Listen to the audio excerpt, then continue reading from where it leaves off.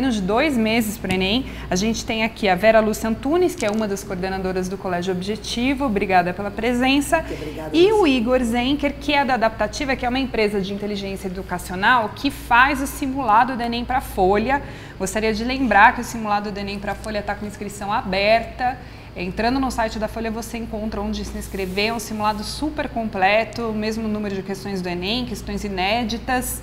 A avaliação é feita pela tecnologia TRI, que é a mesma tecnologia usada pelo MEC, e cada aluno recebe um boletim com seu desempenho e um cálculo que a gente chama de sisômetro, que é um cálculo da sua nota em quais universidades ele conseguiria entrar. Então é super completo, vale a pena se inscrever e fazer o simulado.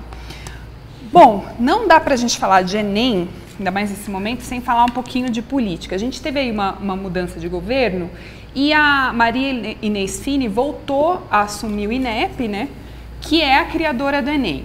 E aí muita gente me escreveu, entrou em contato falando, e aí, o Enem vai mudar, vai voltar ao ser o que era inicialmente, a perspectiva é que a prova se mantenha. O que vocês imaginam? A prova deve ser semelhante à do ano passado, deve manter o padrão? Primeiro, a Maria Inês Fini, ela foi a criadora do Enem em 98, então o que ela sonhava com aquele Enem, que era só texto, né, que era uma outra realidade, hoje não se aplica mais, porque hoje você usa o Enem para a entrada na universidade. Então o papel do Enem hoje é diferente do que foi naquela época. Então, claro que o que ela pretende, ela vai começar a agir daqui para diante. Então este Enem não tem a realidade dela, esse Enem já está pronto, não é? Então não tem mais o que ela pretende. Agora, o que ela irá fazer daqui para diante, ela poderá mudar, mas ela não pode chegar a mudar como ela fazia em 98, 99, tá? Porque naquela época o Enem tinha outra finalidade, né? Lembrando que o Enem foi criado inicialmente para ser uma avaliação do ensino médio, né? Para o governo saber o que estava acontecendo com o ensino médio, que é um grande problema do país, né? Muitos alunos saem do ensino médio, desistem. Bem da verdade, o Enem ajudou muito a evolução do ensino médio.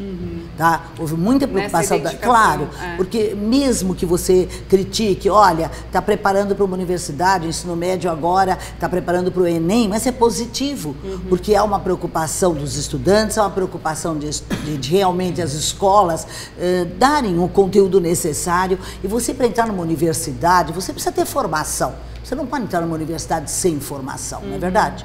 Então eu acho que o Enem está colaborando para o ensino médio ter o papel devido dele de formar esses jovens. Além de contribuir, além desse papel de ingresso em diferentes universidades que mas prepará-los, né? Formação é necessária.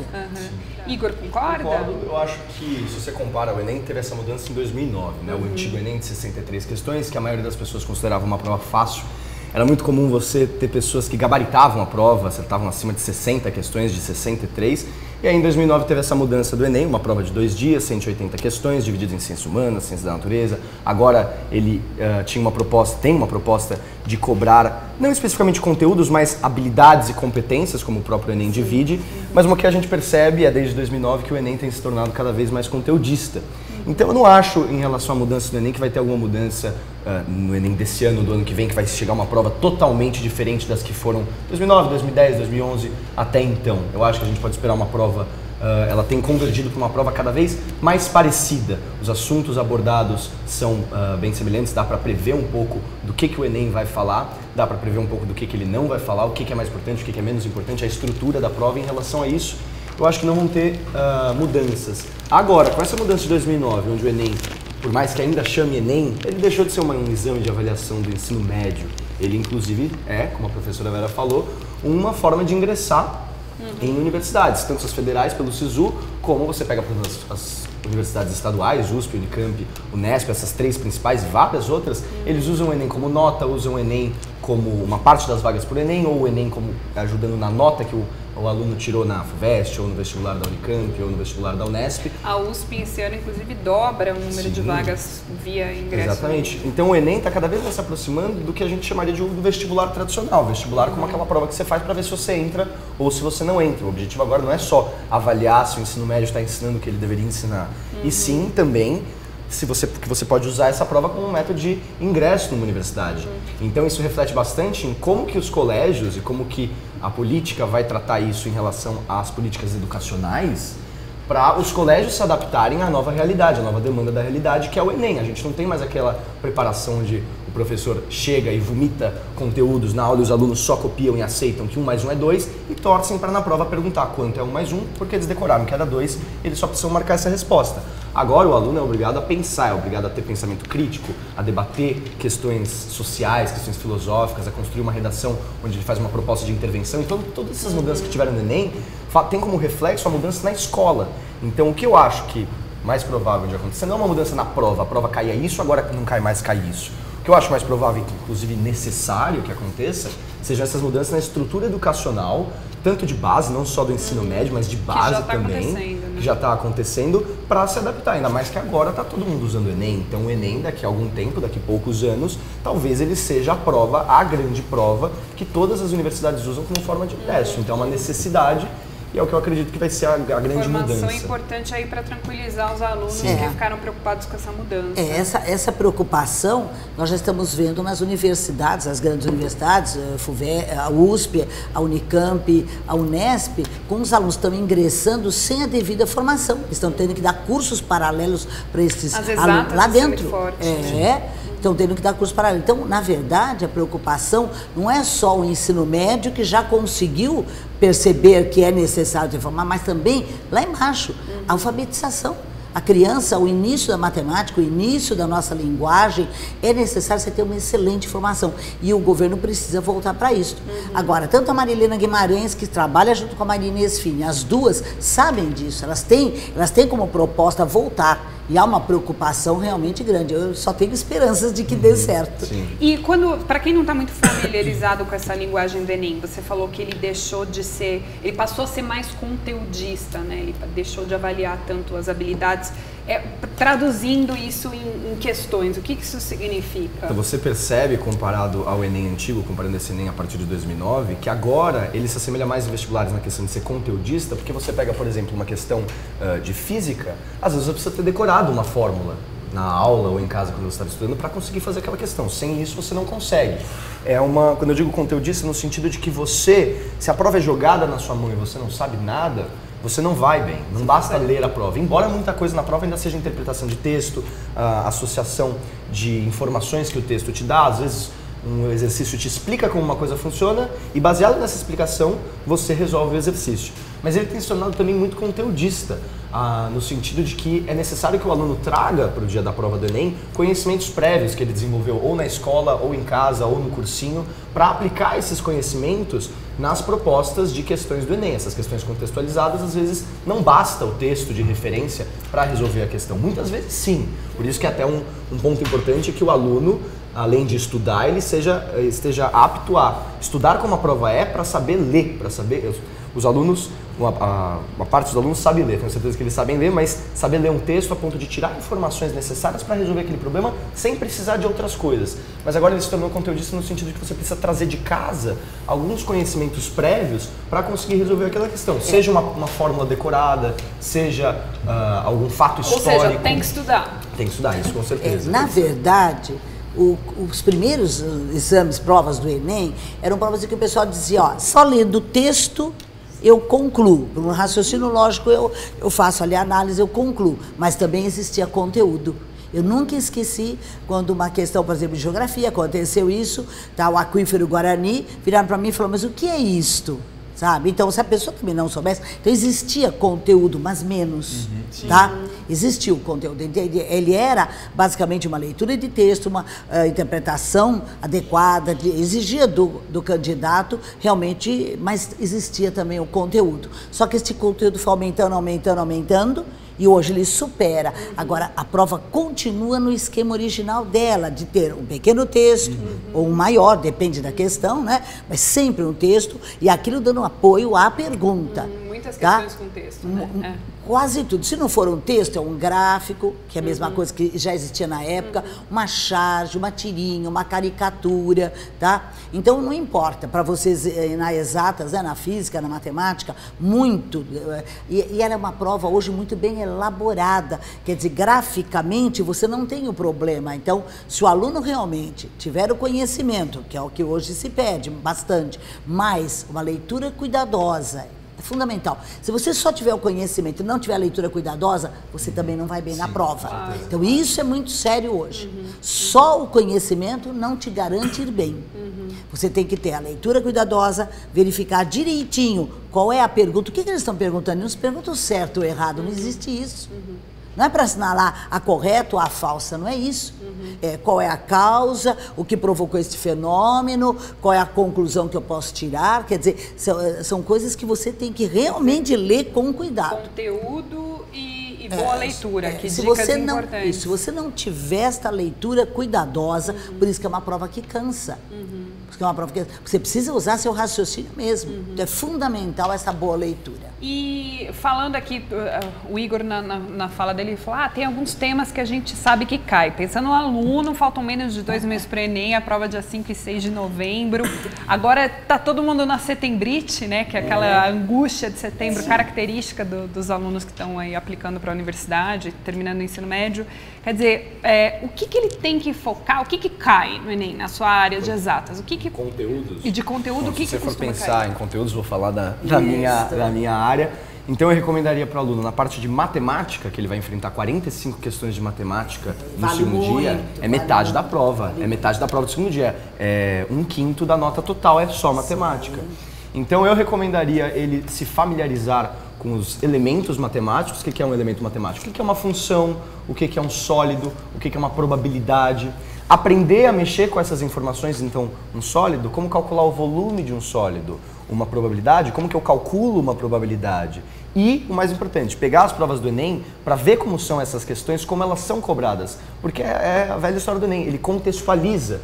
Você não tem mais aquelas questões clássicas que são dos vestibulares mais tradicionais, embora os atuais vestibulares estejam convergindo, eu acho, um pouco para o Enem. A FUVEST, você vê que ela está contextualizando as questões. Mas se você pega algumas coisas mais antigas... A Unesp, né, foi a primeira. A Unesp foi a primeira que foi para a direção do Enem. Mas é muito incomum, você nunca vai achar no Enem aquela clássica questão de física que a maioria dos alunos vê como uma questão de física. Considere um bloquinho em cima de uma mesa que realiza um movimento retilíneo uniformemente variado, blá, blá, blá. Não é assim. Ele vai contextualizar. Então, ele pode colocar uma situação onde, o Enem do ano passado, ele falou que o menino queria instalar uma tomada na casa dele, uma lâmpada e um interruptor.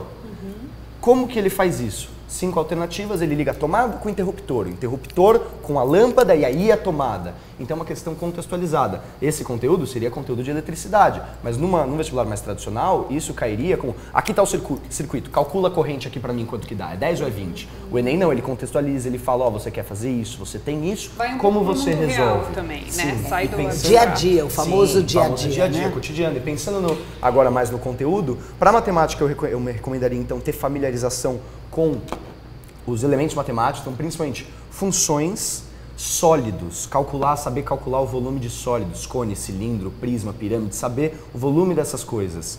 Figuras planas, então saber calcular a área de triângulo, quadrilátero, áreas de setores circulares, círculos. Probabilidades, juros cai muito. Juros é a coisa mais fácil de você puxar para o dia a dia, porque juros é uma coisa que está porcentagem, é uma coisa que está no nosso dia, grandezas proporcionais, diretamente proporcionais ou inversamente proporcionais. Então saber lidar com as situações do dia a dia, onde a gente tem matemática, e a gente pode ir pensar o que é matemática. Matemática seria pensar como números, a gente está mais acostumado com os números, com as formas geométricas no nosso dia a dia. Então começa a reparar nesses 2 meses, quando você está indo para o cursinho ou indo para casa, quando você está andando pela rua, começa a olhar o que tem ali, o troco do supermercado ou o desconto de 20% que tem numa roupa, quanto você vai pagar, será que tem um desconto de 20% e depois um aumento de 20% volta para o preço original? Esse tipo de coisa, não precisa ir além naqueles exercícios que são mais FUVEST, como por exemplo, geometria analítica, eu vou te dar a equação de uma circunferência, a equação de uma reta, eu quero a distância do ponto à reta, isso não vai cair no Enem, porque é uma coisa de difícil contextualização, tem outras coisas que são mais simples de contextualizar.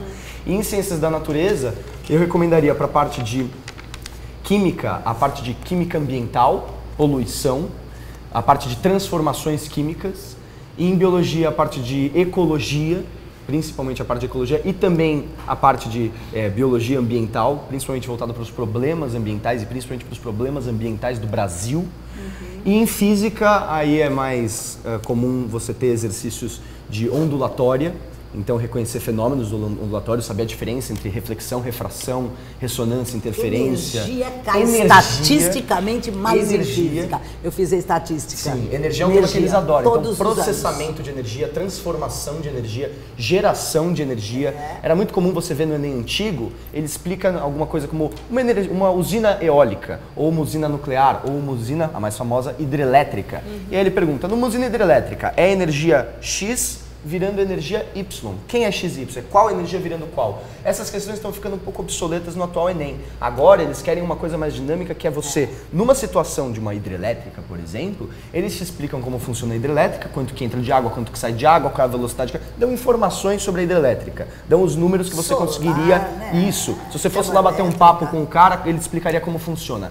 Com isso, agora eu quero saber, por exemplo, se eu fizer tal coisa, por quanto tempo eu consigo alimentar com energia elétrica uma cidade com tantas pessoas, ou quanto vai vir a conta de luz, a conta de eletricidade no final do mês, sendo na minha casa tem um videogame, tem um chuveiro, eu uso o videogame 2 horas por dia, quanto que vai vir a conta do mês?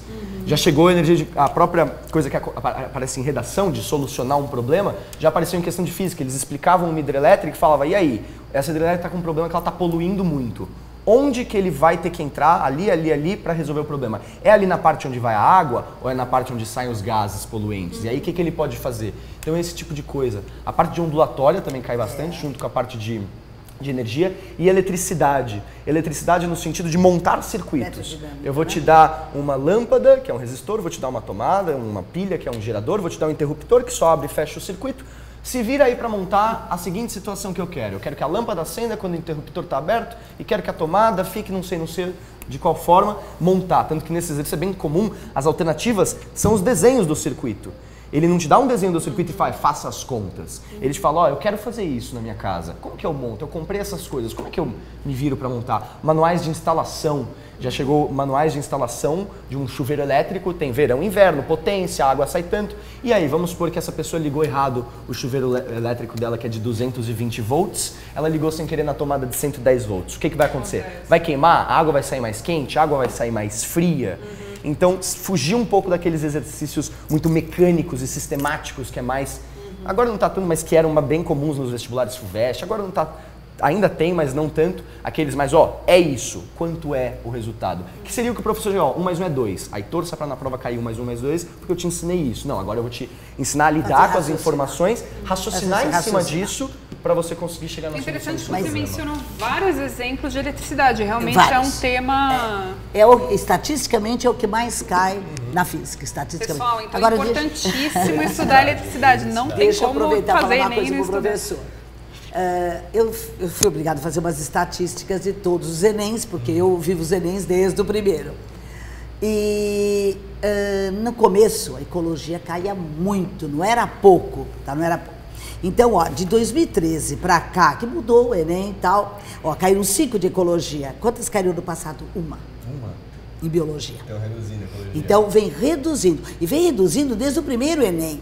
Continua caindo, claro, mas não é a que mais cai. Agora, fisiologia humana, que é incrível, que cada vez se precisa mais, essa biologia moderna e DNA, isso vem aumentando. Você já teve 4 questões ano passado. Seria questões de biotecnologia, que é a grande, não grande novidade, mas é uma coisa que está em alta agora. Então, relacionar a biologia com as tecnologias que estão sendo criadas baseadas nesses processos. Sempre buscando contextualizar, né? Eles sempre tentam, o Enem tenta contextualizar. Sim, isso não significa que a ecologia não vai cair, não, não, ao contrário, ao contrário. Ecologia, agora porque o professor citou, na química, ele cai, a ecologia associada à química. Ele falou poluição, né? Associada à geografia, então na mesma, porque a prova é a mesma, na natureza, que cai biologia, cai a química, cai a geografia nas ciências humanas. Então, em todas elas, nós podemos ter né, a ecologia presente, o meio ambiente, porque hoje é meio ambiente. Você vê, o ano passado você falou tanto do encontro de Paris, agora este ano já estamos falando mais. Agora no G20, acabamos, claro que não vai cair no Enem, porque o G20 fica agora, mas uma das discussões era exatamente meio ambiente. Entrando exatamente um ponto que eu queria entrar, né, a gente está falando aqui de o G20, né, um encontro... que acabou de acontecer, a gente está falando de atualidades e de coisas que estão acontecendo, né? Antes de entrar para humanas, ainda nas ciências naturais, a gente falou de hidrelétrica, a principal fonte de energia do país, né?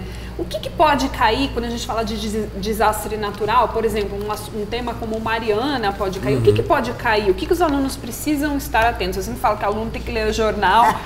Sou suspeita para falar. Com certeza ler jornal é importante, não só para estudar, mas para Ou seja, para estudar, minha pergunta é, para estudar ciências naturais e física, ele também tem que estar bem informado em atualidades? É Sim, isso? Porque eu acho que o que é bem importante para o aluno na questão das atualidades voltadas para ciências naturais, principalmente, qual é a relação que existe entre os impactos sociais, poluição, as coisas, os problemas da natureza em questão de poluição, impactos ambientais, como isso se relaciona com propriedades físicas, químicas e biológicas. Então você tem um desastre, como por exemplo a queda de uma barragem ou a ruptura de uma estrutura.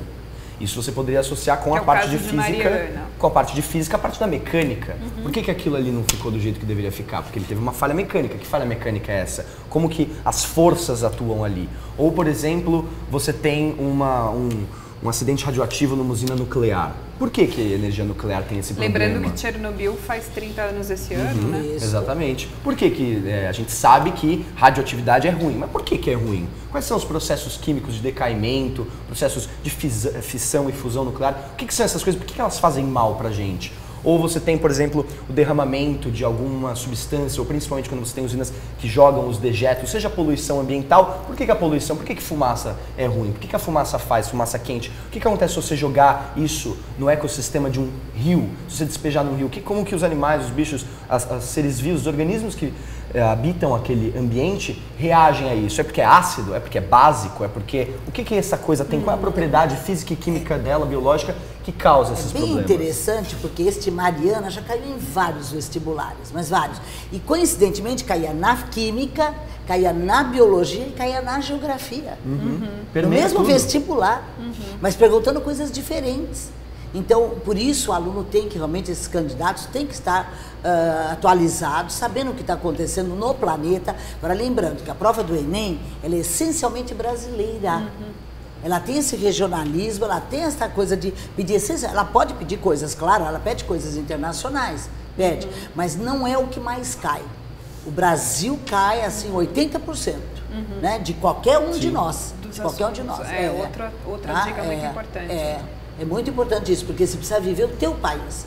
Então, claro que cai, as situações mundiais são necessárias, mas não é o que mais cai, né? Agora, então o aluno tem que estar atualizado para a redação, né? Nós sempre falamos a importância do jornal, a importância da leitura do editorial de um jornal, a importância de você estar por dentro para poder ter argumentos, né? Um repertório. Como professor, o repertório.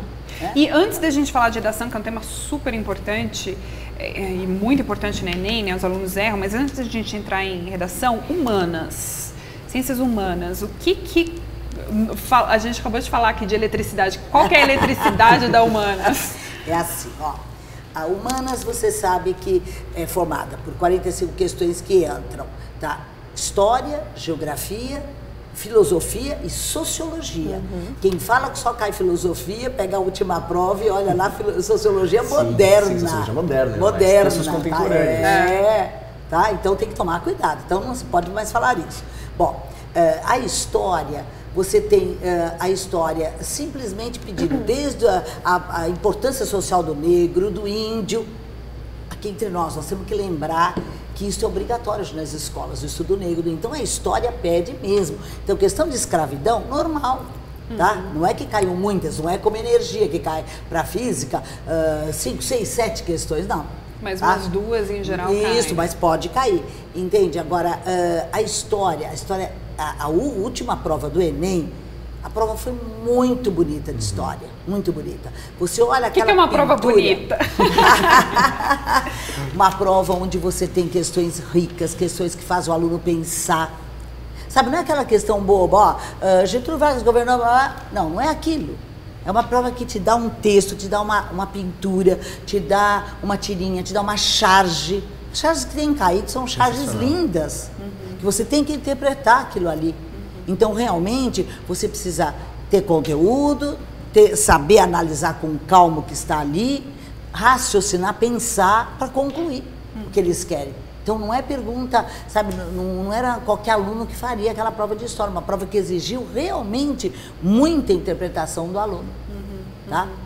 É interessante essa questão da história da África, né? Das origens do Brasil, isso o Enem trouxe muita força. O índio aqui também, o índio, né?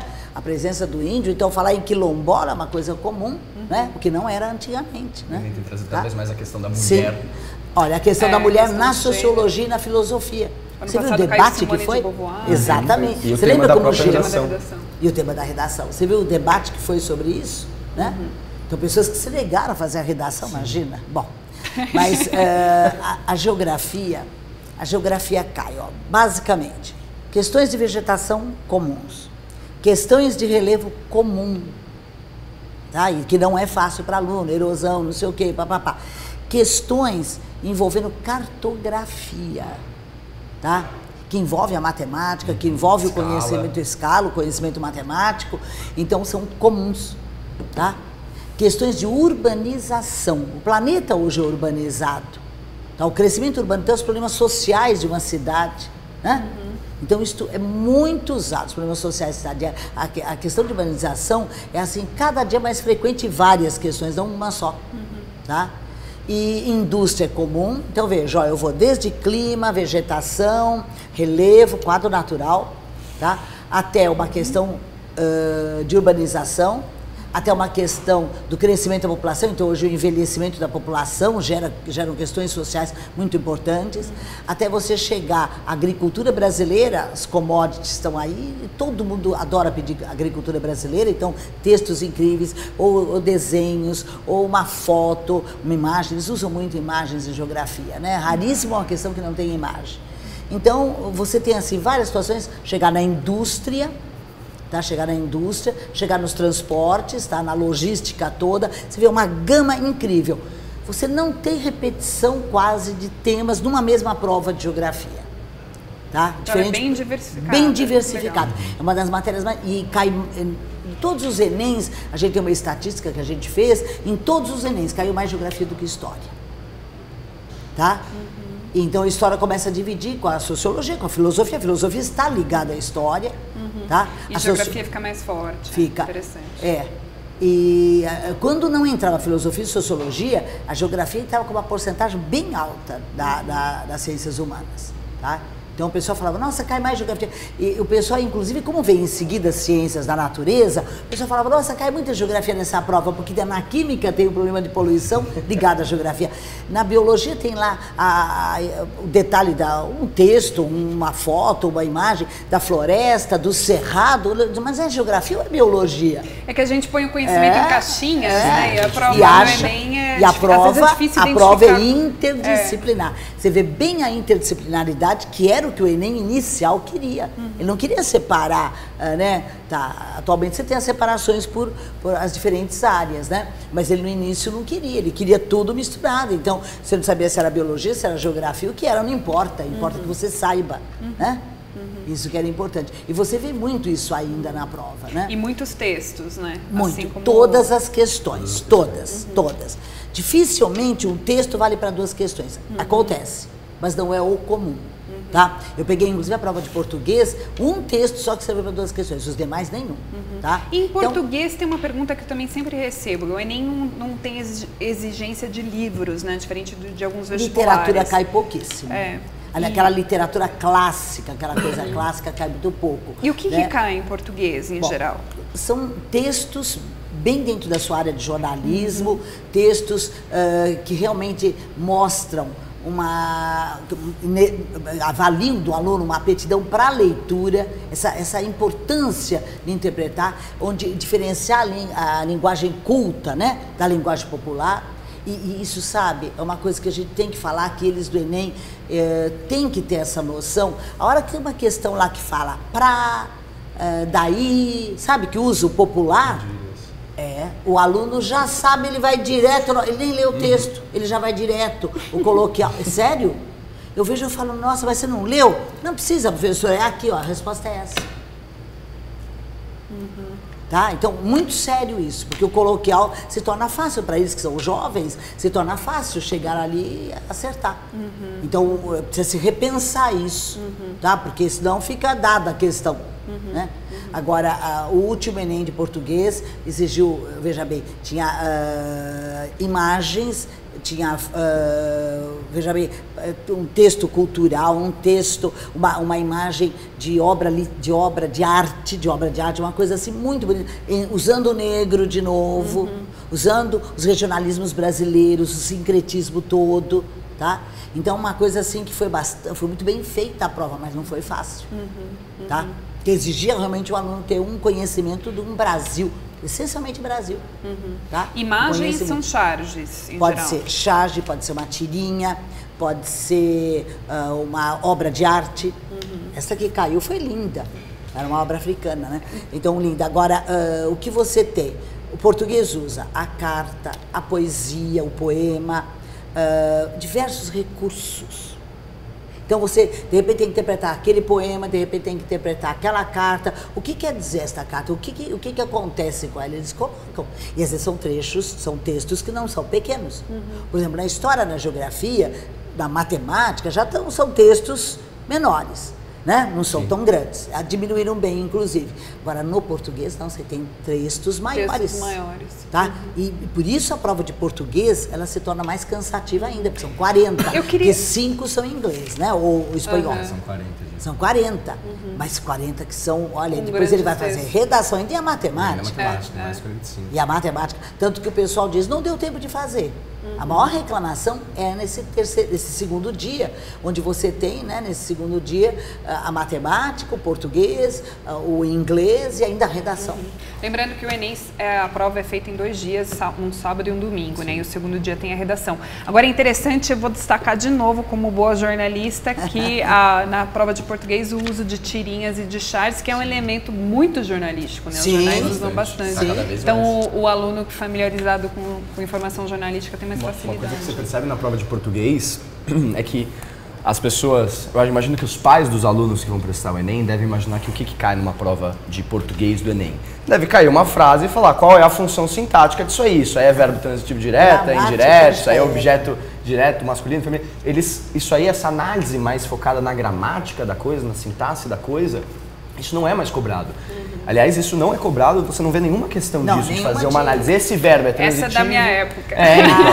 Então, isso não acontece no Enem. Você percebe que o Enem... O verbo, que acontece. Sim, dando em ciências humanas, mas principalmente em ciências humanas como linguagens, sempre na questão tem um texto de referência. Nunca faça isso. É um texto de referência que você vai ter que ler. Por isso a importância não só de estudar os conteúdos, mas saber ler, interpretar, relacionar, filtrar as informações, ver ali o que é informação genérica e o que é informação útil de verdade para você responder aquela questão. E os textos que eles trazem também, você poderia pensar, deve ser um texto do Camões, deve ser um Machado de Assis. Claro que isso cai, mas você percebe também a presença de textos de produção contemporânea. Produção contemporânea. Então, e os textos, muitas vezes, os textos da prova de linguagens, eles estão ali para ver se o aluno consegue retirar desse texto a função social dele. Então você vê muitos textos, por exemplo, que discutem grupos minoritários. Por exemplo, já caiu questão sobre rap, sobre hip hop, caiu uma questão uma vez sobre jiu-jitsu. Eles colocam um texto de referência onde eles falam aquilo e isso puxa mais para o dia a dia do aluno. O aluno está mais acostumado com o jiu-jitsu, com o hip hop, do que com uma obra de Camões, que era o que caía antigamente. Camões caiu uma vez e acabou, nunca mais. Machado de Assis também não é o que mais cai, não. É importante, cai às vezes uma propaganda que você vê. A propaganda está ali, o que quer dizer aquilo. E às vezes algumas metáforas que se usa, é muito usual, né, em propaganda, nem todo aluno sabe usar aquela metáfora, sabe entender aquilo ali.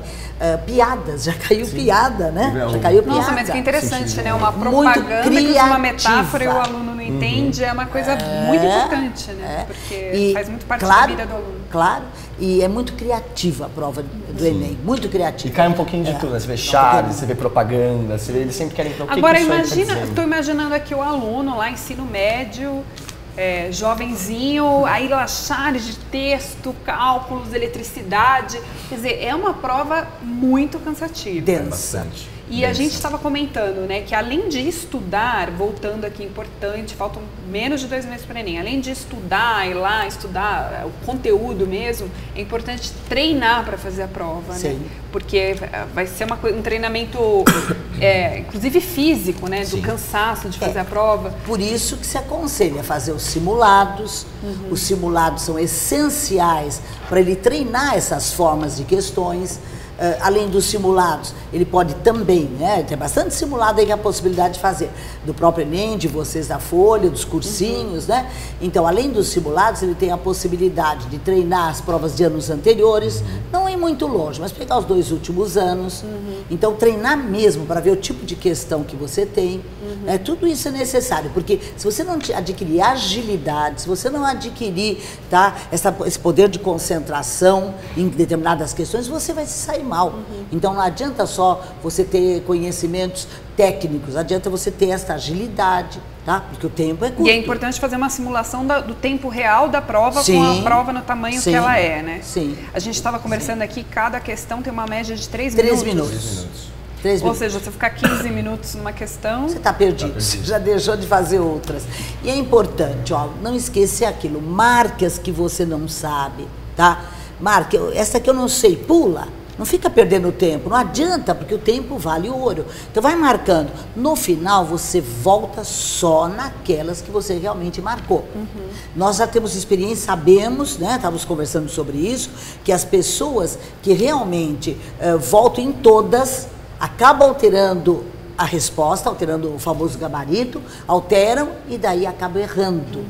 Então, depois que você já está cansado, voltar em algumas questões não vale a pena. Então, dica preciosíssima. Fiz a prova no lugar e marco, estou fazendo, marco as que eu não consegui resolver. Aí eu volto para apenas as que eu não consegui resolver. Porque se eu voltar para as que eu já resolvi, a tendência é que eu mude a resposta e eu vou errar. E erre. E isso é famoso. Isso em todas as áreas. Sabe como eles, todas as matérias, todas as disciplinas, e sabe como eles poderiam fazer isso agora, nesses simulados que vocês têm a proposta, os simulados. Tá? Os diferentes simulados, eles têm muita chance de fazer simulados ainda nesses 2 meses praticamente que faltam, né? Então, ao fazer simulados, ao fazer o próprio Enem antigo do ano passado, retrasado, 14 e 15, eles podem realmente treinar isso. Opa, voltei. Tá vendo? Eu estou errando. Não pode, cansado, tá? Treinar a própria técnica, né? Em que momento ele erra. É porque uma coisa, quando você faz um simulado, não é somente o que muita gente pensa, que você está verificando se você aprendeu o conteúdo. Então, se você aprendeu bem uma coisa, você vai acertar a questão sobre aquilo, e se você tem outra que você não aprendeu direito, você vai errar. O simulado não é apenas isso. Tem as coisas que a gente estava comentando aqui para você aprender a lidar com o tempo. Você tem 3 minutos por questão. Então é importante que você crie uma condição de você conseguir fazer cada questão em 3 minutos.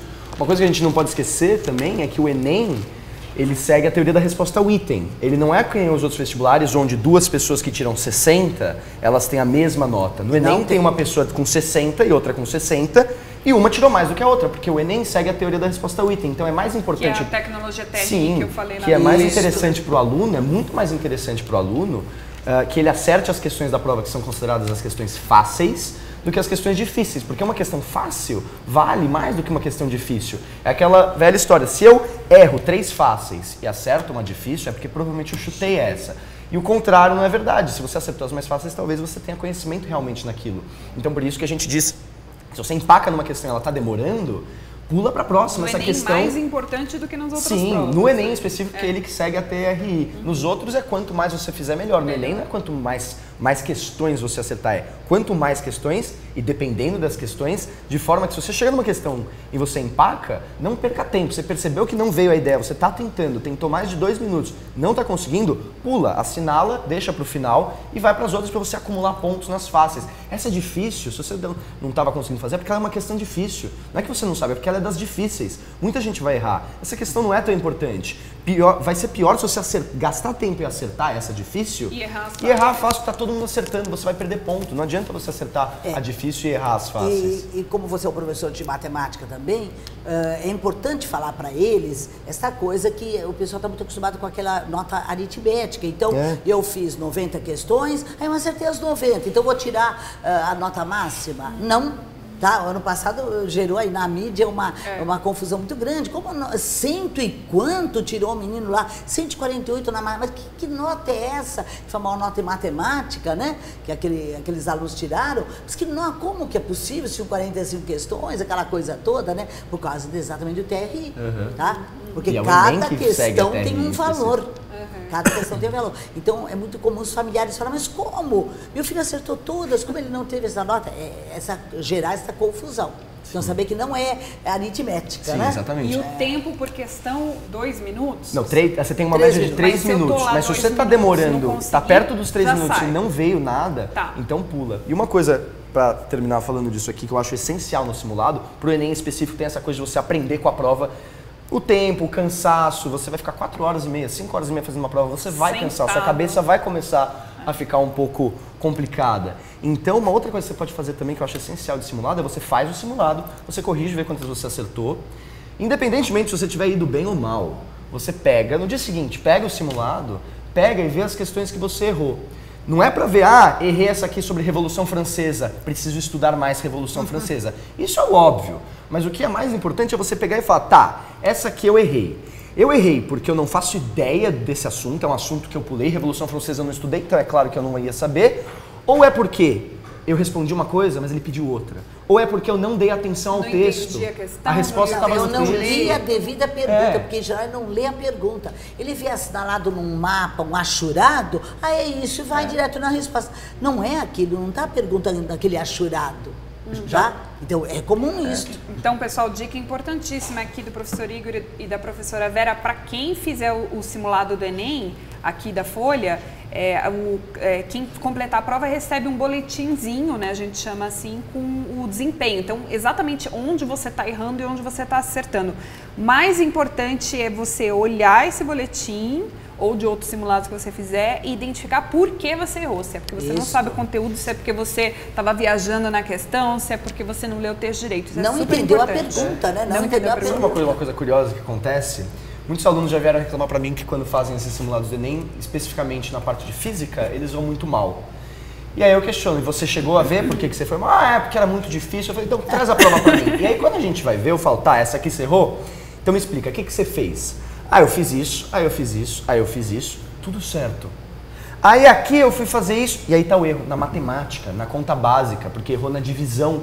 É a prova de física e você perdeu uma questão de física, não é por causa da física, toda a física você fez certo. Se você tivesse voltado no final dessa prova e olhado o que você fez e por que você errou, você ia perceber que seu problema não está na física, está nas contas de matemática. Então para e vai estudar a matemática, contas básicas. Não vai perder tempo estudando física se a parte da física você se saiu bem. Às vezes você erra uma questão de física porque você não soube fazer as contas da matemática. Às vezes você erra uma questão de ciências humanas porque você não soube ler um gráfico, você não entendeu o que estava a escala, quem estava marcado. Às vezes você erra uma questão de qualquer matéria porque você não sabe ler, não um mapa, mas um gráfico, associar as informações do gráfico, não sabe o que representa aquela curva. O gráfico cai na tua física, cai na matemática, cai na geografia, cai na história. O gráfico cai, o gráfico é muito gráfico, muito, tabela, tá? Então estas coisas assim, são usuais na prova toda. Então gráficos e tabelas, é muito comum. Tanto que uma coisa que o Enem gosta de ver se o aluno sabe fazer, como ele não é uma prova que vai avaliar necessariamente se você trouxe o conteúdo de casa, é também isso, mas se você sabe pegar essas novas informações que eu estou te apresentando e trabalhar com elas. O Enem gosta muito de, quando ele dá essas informações, sejam números numa questão de matemática ou de física, sejam mapas numa questão de geografia, quando ele dá essas informações, ele gosta de ver se o aluno sabe pegar essas informações, filtrar e trabalhar com elas, fazendo uma operação matemática ou vendo ali no mapa que lugar e outro lugar, na escala, etc. Então é importante, isso permeia ciências humanas, ciências da natureza, matemática e linguagens. Claro que cai mais para matemática e ciências da natureza, mas que está em tudo é saber relacionar informações que são apresentadas nas mais diversas formas de representação. Tem o texto discursivo, que é o clássico, que é o texto normal, gráfico, tabela, mapa, equações, simbologia, matemática, tudo isso é importante que ele tenha familiarização com isso, para quando for apresentado ele saber ler isso e falar, ok, essa informação nova que você está me dando, eu vou juntar com essa informação que eu trouxe de casa, faz um casamento aqui e eu consigo resolver essa questão. Então, tabelas, às vezes o aluno não sabe resolver, não é porque ele não sabe a fórmula, não sabe o que usar, mas é porque ele não soube associar. Esse é desse, esse é desse. Tem que saber ler essas coisas. Em geral, pela experiência de vocês como professores, né, lidando aí com alunos que estão fazendo Enem, o aluno ele erra mais por falta de conteúdo ou por errar o texto? Qual que é o erro mais comum? No Enem específico, eu vejo na área de ciências humanas, falando em ciências humanas e matemática. Em ciências humanas eu vejo muita gente errando porque não leu o texto da forma mais correta. Em matemática isso também acontece, mas em matemática tem mais o não lembrei a fórmula, ou era uma conta aqui que eu fiz errado. Em ciências da natureza eu percebo que muitos dos textos de referência que vêm em ciências da natureza te explicam o que é para fazer.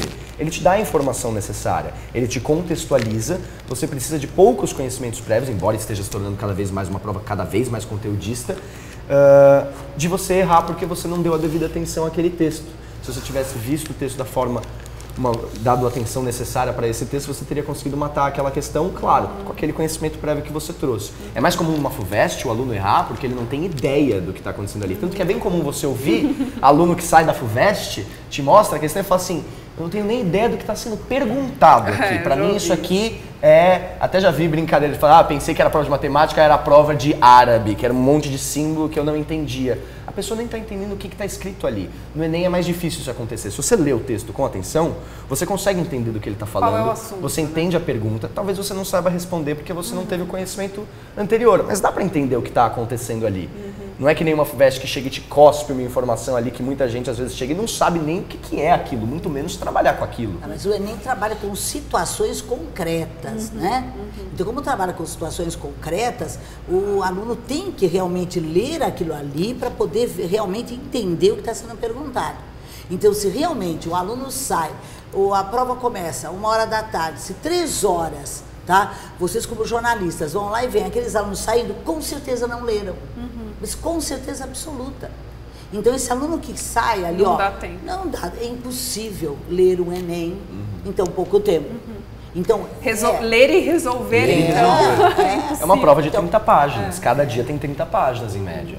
Então, você tem que ler, tem que ver direitinho a pergunta, tem que realmente grifar. Então está sendo perguntado isso, a causa, a consequência, o motivo, você tem que grifar, você tem que chamar a tua atenção.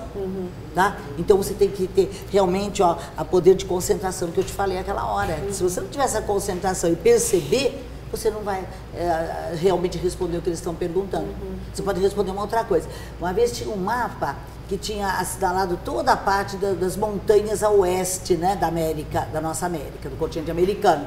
Essa pergunta não era exatamente o Brasil não estava dentro desta região montanhosa. Então os alunos foram direto na resposta que eram montanhas, que era não sei o quê, e na verdade era que no Brasil domina o Planalto, domina o relevo mais baixo, quer dizer, não tinha nada a ver, mas era para o aluno perceber no contexto ali do mapa que o Brasil estava numa outra área. Então é uma coisa séria, de você olhar, nem sempre aquilo assinalado vai ser a tua resposta, será a tua resposta. Tá? Muito importante. E essa questão foi em qual Enem? É recente? Não. Mas como eu conheço todos os livros da minha cabeça, eu trouxe os últimos só aqui para ti, né, se você precisasse alguma coisa, mas eu tenho desde 98 arquivado. Você estava falando, sabe o que já aconteceu e acontece bastante, mas eu lembro de acontecer no ano passado numa questão, se eu não me engano, de biologia. As alternativas, as 5 alternativas, não sei se as 5, mas uma boa parte delas, mais do que 3, estavam falando coisas que estão certas. Isso. Mas não tinham nada a ver com a pergunta. Uma só ali respondia a pergunta. As outras estavam corretamente, não falavam coisas erradas, falavam coisas que são corretas. Foi o que eu disse agora há pouco. O Enem não está perguntando o que está certo e o que está errado.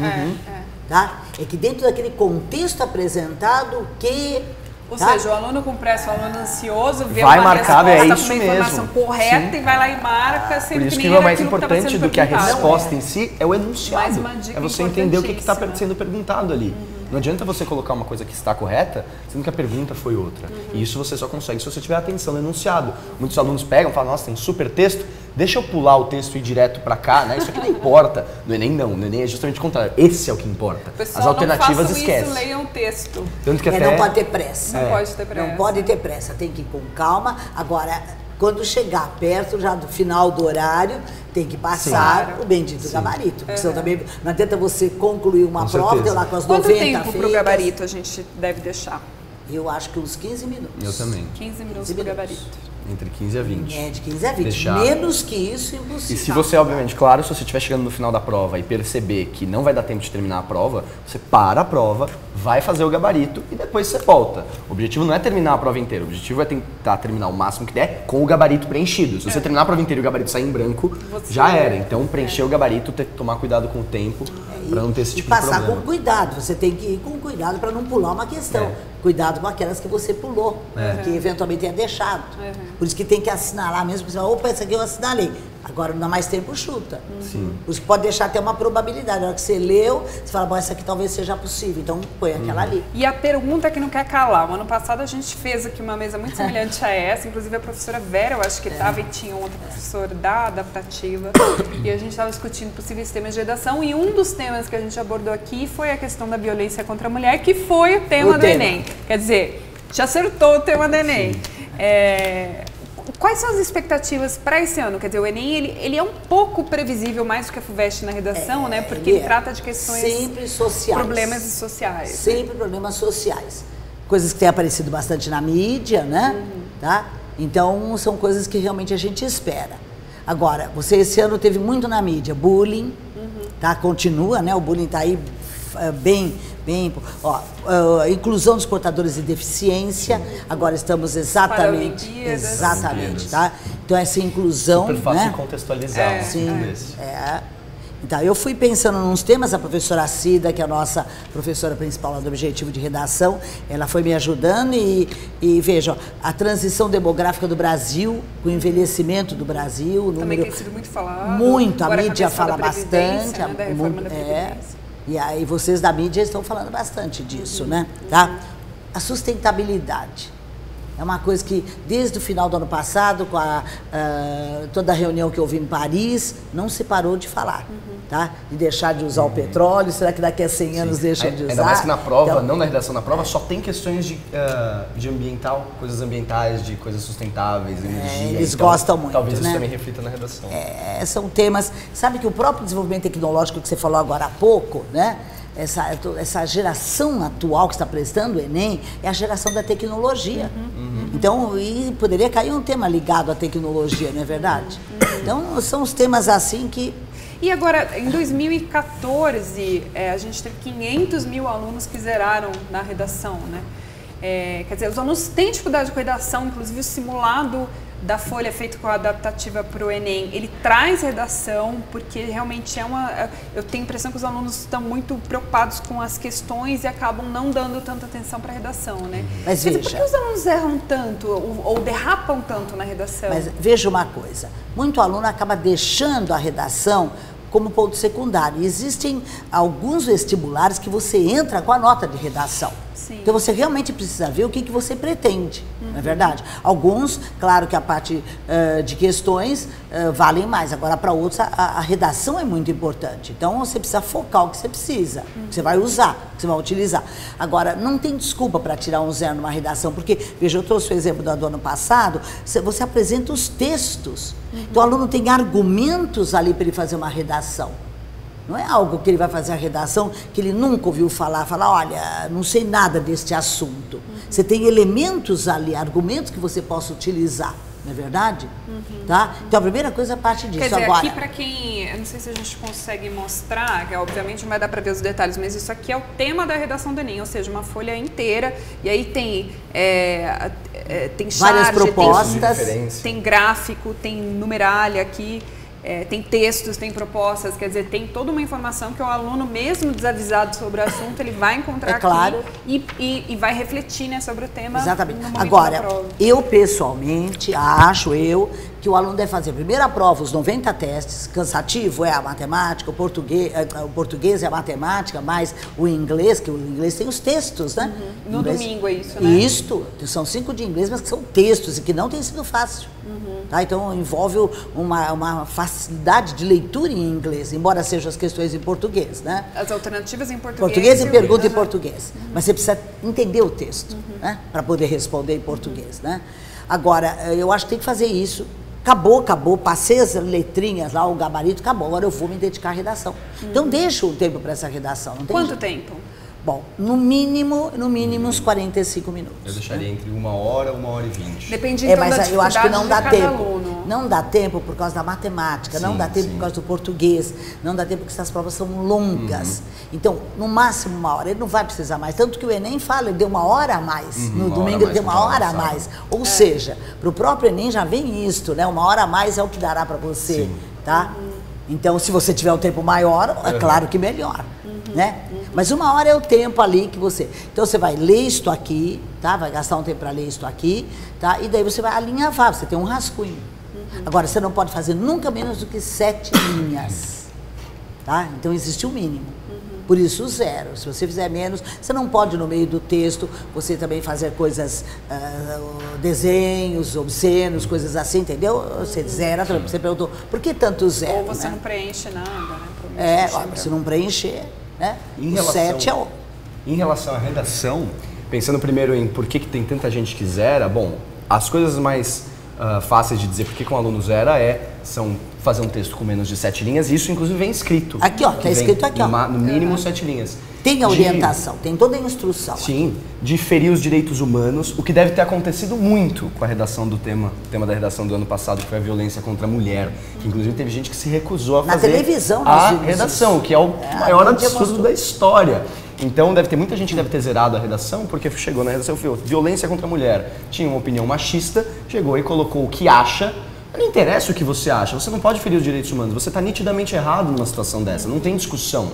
Então esse tipo de pessoa zerou a redação, o que é muito bom, porque você já tira gente que tem um pensamento desse tipo. Então tem esses fatores, ou fugir do tema. O Enem sempre traz um tema onde você tem que ter uma proposta de intervenção, ou de conscientização social. Ou é resolver um problema, ou é resolver o problema para conscientizar as pessoas acerca de um tema. É aí que os alunos mais derrapam, né, na intervenção, que no caso, e quando você fala de um problema social, a intervenção é muito importante. Quer dizer, como que eu vou resolver o problema? Eles têm que falar, não ele, aqui, eles falam aqui que tem que fazer a intervenção. Intervenção do governo, uma intervenção pública, portanto, uma intervenção na família, uma intervenção, por exemplo, aqui dá uma chance de você falar muita coisa. Uma intervenção do governo, uma intervenção da família, uma intervenção que é um problema muito sério no Brasil, né? No caso da violência da mulher, especialmente. No mundo, né? Lembra? A gente está falando isso muito no Brasil, a questão de uma mulher estuprada a cada 11 minutos, uma mulher morta a cada 1h30. Então, esse tema é muito gritante. E depois que a Malala ganhou o Nobel, né, também, isso ficou muito forte na mídia, né? Então, os jovens têm noção disso. O livro dela foi muito divulgado, e é jovem. Sim. Tá? As dicas que eu daria em relação à redação, eu já falo do tema, de quais temas eu acho mais provável, mas em relação à redação, uma dica, independentemente do tema que eu sugiro para os alunos, é pegar a prova do segundo dia, quando você chegar. A primeira coisa que está na prova depois da capa é a proposta de redação. Então você abre, você lê a proposta de redação, você dá uma lida nos textos. O que eu recomendaria é, você entendeu, você viu qual é o tema da redação? Se já vierem, saltarem ideias na sua cabeça sobre coisas que você pode falar, já pega e escreve na mesma folha um pequeno rascunho dessas ideias que você vai querer desenvolver no seu texto. Fez isso, agora você está seco, sem mais ideias? Vira e começa a prova. Eu começaria pela prova de ciências de linguagens. Porque muitas vezes nos textos de referência das questões você ganha novas informações. Então, por exemplo, no ano passado o tema da redação era violência contra a mulher. E agora eu não lembro em qual versão da prova, se não me engano na prova amarela, mas a primeira questão de linguagens era uma questão... Exatamente. Então você já pode ter novas ideias para você argumentar na sua redação. E conforme você vai fazendo a prova, tenta sempre ir desenvolvendo inconscientemente ideias que você pode colocar na sua redação para quando você... Sociologia. Não foi nesse dia. Simone foi na de Sociologia. Foi na Sociologia. Era a primeira daquele dia, né? Não foi no dia que ele estava. Sim. Não foi no dia de linguagem. E aí você já... Não tinha nenhuma questão referente à mulher, né? Que ajudasse. Né? Mas, de qualquer maneira, é uma possibilidade. Né? Mas... E aí você vai já desenvolvendo essas ideias para quando chegar no final e você terminar as questões, ou no momento que você for fazer a redação, você voltar e desenvolver essas ideias que você teve. Agora, em relação ao tema... eu tentaria arriscar em algo, o desenvolvimento sustentável é um que me atrai bastante pelas próprias situação atual e pela própria prova, nas questões você vê coisas relacionadas à sustentabilidade, impactos ambientais e poluição, mas eu apostaria no impacto das tecnologias digitais, seja no meio educacional, seja no meio do mercado de trabalho. Se você for pensar nas tecnologias digitais, como que você problematizaria as tecnologias digitais para o aluno entrar com a proposta de intervenção ou conscientização social? como que a escola vai ter que se replanejar pensando em impactos na escola? Também poderia ser no mercado de trabalho. A própria dependência tecnológica que se tem hoje. Exatamente. Você vê, o presidente lá, o líder lá da Turquia não caiu, o golpe não conseguiu se concretizar, porque ele rapidamente pegou a rede social, tá, e utilizou a tecnologia. É um impacto disso. Então o impacto disso na sociedade de hoje, eu acho que mais um impacto disso, né? Muito sério. Tem uma professora de uma Universidade de Málaga, na Espanha, que ela defende o que ela chama de uma inversão pedagógica. Visto que hoje a gente está em 2016, século XXI, e as tecnologias digitais estão da forma que estão, não que todo mundo tenha acesso, isso é claro que não é todo mundo que tem, mas a evolução dessas tecnologias como está hoje já permite o que ela defende, essa inversão pedagógica, é o seguinte: o aluno em casa, sozinho, estuda com videoaulas ou com material, estuda a matéria, o conteúdo. E aí ele vai para a escola, não é o fim da escola, a escola nunca pode acabar. Ele vai para a escola não para aprender essas coisas para o professor, como vomitar conteúdos em cima dele, mas para o professor ser um orientador que vai debater esses assuntos que eles estudaram em casa, que vai problematizar esses assuntos, que vai desenvolver projetos visando a resolução de problemas que surgem com esse assunto que ele estudou em casa, para então, construindo isso, fazer com que o aluno saia com uma posição crítica, que ele saia autônomo, que ele saia... que já funcionam assim, e agora tem alguns projetos em escola, Exatamente. Né, assim. A sala de aula é um lugar para o debate, onde você cria a sua consciência crítica sobre a realidade, acerca da realidade, onde você desenvolve a sua conscientização como cidadão, o que é essencial numa redação do Enem, por exemplo. Consciência crítica é fundamental. Consciência crítica. E se você for pensar uma análise pensando um pouco melhor sobre isso, se você for ver essa proposta de inversão pedagógica que ela propõe, essa professora dessa Universidade Espanhola, de o aluno estudar o conteúdo sozinho em casa por videoaulas, por exemplo, e a sala de aula virar um espaço de debate para ele criar essa consciência crítica da realidade, se formar como cidadão e sair uma pessoa autônoma, que é uma coisa que ele vai precisar ter a própria autonomia dele na vida profissional. Isso não é só para passar na faculdade, isso é para você precisar na sua vida. Se você for pensar, a prova do Enem já está fazendo isso. Você chega, não é que nem uma questão, isso aqui, essa equação, blá blá blá, resolva. Ele quer que você chegue na prova com o conteúdo que você está trazendo de casa, chegue na prova e aprenda um pouco mais com o texto de referência, por exemplo. Crie uma posição crítica, saiba questionar. Uma reflexão. Uma reflexão muito grande. Então, se ele poderia não saber, não é? Mas exatamente. Você aprende aqui.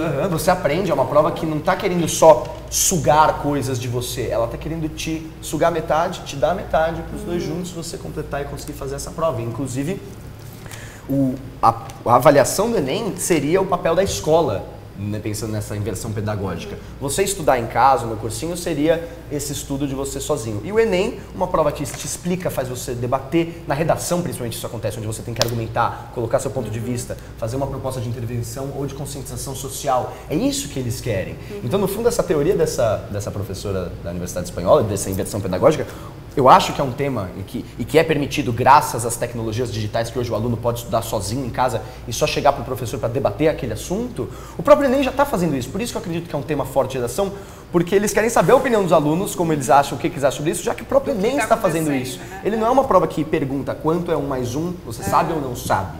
Ele é uma prova que te explica coisas, exige que você traga coisas de casa, claro, também não é assim que é só ler que você resolve.